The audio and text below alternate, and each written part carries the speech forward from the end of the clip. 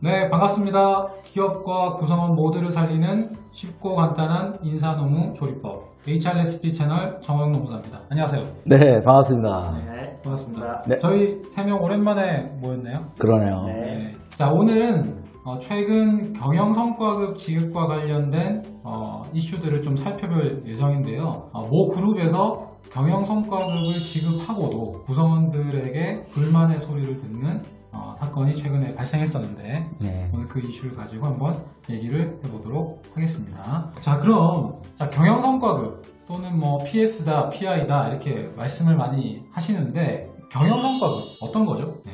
경영성과급은 말 그대로 네. 경영성과에 따라서 이제 추가적으로 지급하는 네. 그런 금품인데요. 네. 보통은 뭐 연말에 네. 이제 뭐 기본급 대비 몇 % 이렇게 지급하는 게 일반적인데 이렇게 이해하실 수가 있겠죠. 이제 회사가 이제 예상보다 좀 높은 성과를 냈을 때 네. 직원들이 열심히 해준 그런 결과잖아요. 이렇게 보시면 될 것 같아요.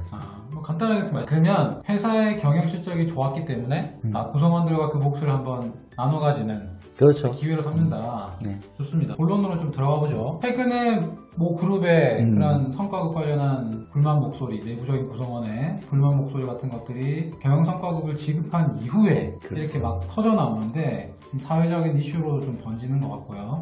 근데 경영 성과급 아까 말씀하셨지만 열심히 해보자고 주는 거잖아요. 네. 또 수고했다라는 의미에서 주는 건데 회사 입장에서 이렇게 경영 성과급을 지급하고도 왜 이런 불만이나 갈등이 막 화라고 나오게 되는 걸까요? 일단 그 첫 번째로 네. 기준의 불명확성이 있는 거예요. 뭔가 어느 정도의 명확성이 있어야 되는데 보통은 뭐 영업이익 또는 법인세 차감전 순이익, 당기순이익 이런 걸 지표로 하는데 뭐 최근에 EVA라든지 에비타라든지 기타 등등 좀 복잡한 경제 용어를 써가지고 기준을 삼는단 말이에요.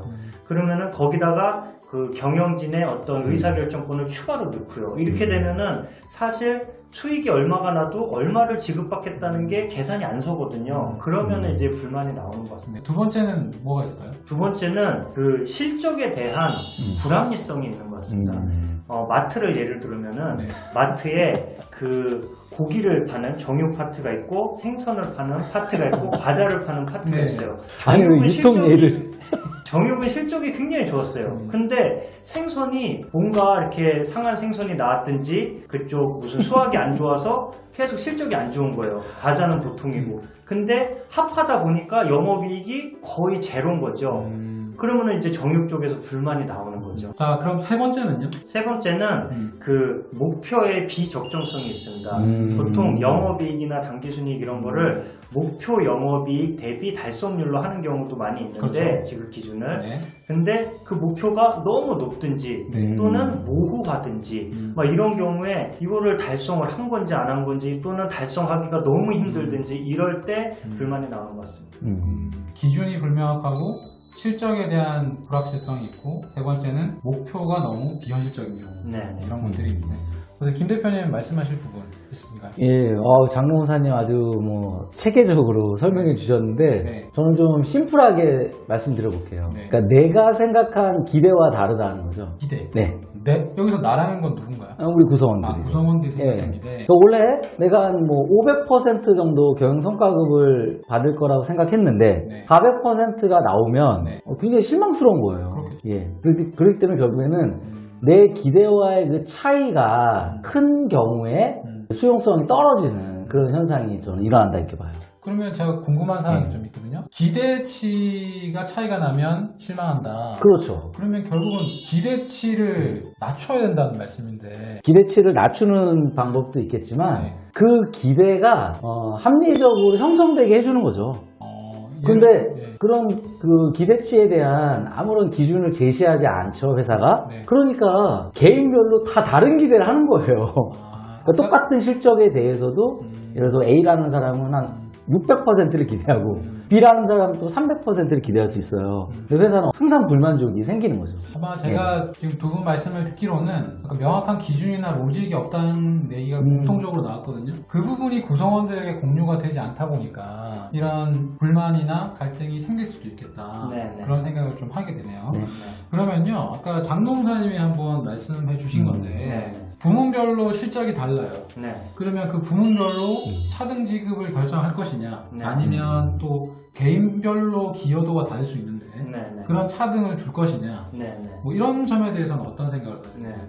저는 일단 경영성과급의 개념 자체가 어떤 경영에서 큰 성과를 냈을 때 축하하는 개념이기 때문에 네. 원칙은 동일하게 분배하는 것이 맞다고 보지만 어떤 공과 과가 명확할 때 그때는 차등을 하는 게 맞다고 생각을 합니다. 그러니까 팀의 기여라든지 개인의 기여가 명확하다면 네네. 반영해주는 게 필요하다. 네. 이게 사실은 경영성과급 지급에서 좀 큰 이슈인데 그렇죠. 그러니까 다 똑같이 줄 거냐, 네네. 좀 개인별로 다르게 줄 거냐, 이거 인사 담당들도 굉장히 고민하고 있거든요.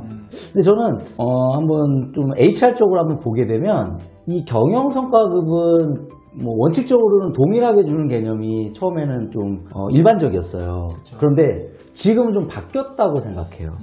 이유는 이제 기본 연봉과 별도로 이게 지급하는 성과급인데 이제 대부분은 이제 개인 성과급이 없어요. 근데 개인 성과급이 없다 보니까 이 경영 성과급을 거의 이제 나의 성과급으로 받아들여요.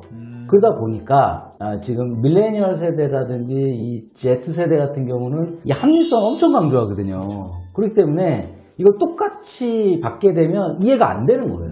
이걸 집단의 성과에 의해서 주는 건데 결국에 개인이 받다 보니까 내가 더 잘했으니까 나에게 더 높은 비율을 달라라고 당연히 또 기대를 하겠죠. 네. 그러다 보니까 저는 최근 이런 흐름을 고려해 볼 때 개인별 차등을 주는 것이 좀 바람직하다 이렇게 의견 들어봅니다. 두 분 다 차등을 주는 거에 대해서는 뭐 다 공통적으로 찬성을 하시는 것 같은데 그 기여 차이를 관리하는 인사 기본 원리상으로도 맞는 내용인 것 같아요. 그렇죠. 예. 좋습니다. 그러면 그 이러한 경영 성과급을 지급하고 나서 생기는 불만이라든지 갈등을 뭐 완전하게 없앨 수는 없겠지만 이렇게 최소화하기 위한 기업의 노력 어떤 게 필요할 수 있을까 한번 질문을 드리고 싶은데 예, 한 세 가지 정도로 한번 제가 의견을 드려보고 싶은데요. 네. 첫 번째는 이 지표가 구성원의 노력이 이제 반영되는 그런 기준이어야 해요. 네네. 예를 들어서 뭐 당기순이익 같은 경우를 많이 선택을 하는데 이 당기순이익은 이제 최종적인 이익이거든요. 네. 그렇기 때문에 구성원이 힘껏 노력했는데 뭐 이자 비용이라든지 뭐 환율에 의한 변동 뭐 이런 것이 있게 되면 당기순이익이 굉장히 적어지거나 아니면 뭐 손실이 날 수도 있죠. 그렇기 때문에 이런 지표보다는 오히려 영업이익 같이 구성원들이 노력을 한 그러한 결과가 명확히 반영되는 그런 지표들 네. 좀 바람직해 보이고요. 네. 두 번째는 좀 이게 쉬워야 돼요. 이해하기가 네, 쉽습니다. 너무 어렵게 짠단 말이에요. 최근에도 모 기업에서 경영성과급 지표를 오픈해달라고 하니까 EVA, 에바로 했거든요. 네. 근데 에바 같은 경우는 이제 이익에서 자본 비용을 차감하다 보니까 이게 너무 복잡하고 그 자본 비용을 어떻게 설정할 거냐도 약간 좀 모호성이 있어요. 그러다 보니까 회사도 설명을 하기 어렵고요. 직원들도 뭐 EVA면 이게 뭡니까? 잘 이해가 안 되죠. 그래서 직원들이 쉽게 이해할 수 있는 그런 지표 네. 필요하고요. 마지막으로는 결국에 예측 가능성을 올려줘야 된다는 거죠.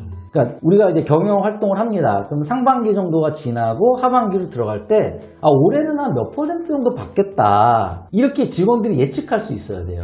그리고 만약 4, 4분기 정도 되면 올해는 정말 어느 정도 나오겠구나. 이거 서로 간에 거의 이제 비슷한 생각을 갖게 되는 거죠. 그리고 그 금액이 지급돼야지 저는 이 경영성과급이 본래 목적을 좀 달성할 수 있다고 생각을 하고요. 그러기 위해서는 이 사전에 그 기준을 연초에 오픈하셔야 됩니다. 근데 기업들이 그걸 오픈을 안 하세요. 왜냐하면 좀 이 환경 변화가 좀 어떻게 보면 좀 걱정이 되는 거죠.